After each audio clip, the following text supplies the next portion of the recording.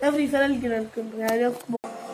Hello guys, അപ്പോൾ നമ്മളിന്ന് free ഫയറിൻ്റെ video ആണ് ഗൈസ് എടുക്കാൻ പോണേ. നമുക്ക് നേരെ ഫ്രീ ഫയറിലേക്ക് കയറാം. നമ്മളിന്ന് ലോൺ വോൾഫ് റേഞ്ച് റാങ്കാണ് ചെയ്യാൻ പോകുന്നത്. 4 റൗണ്ട് നമ്മൾ വിട്ടെടുക്കും. പിന്നെ നമ്മൾ അടിച്ച് കളിക്കും ഗൈസ്.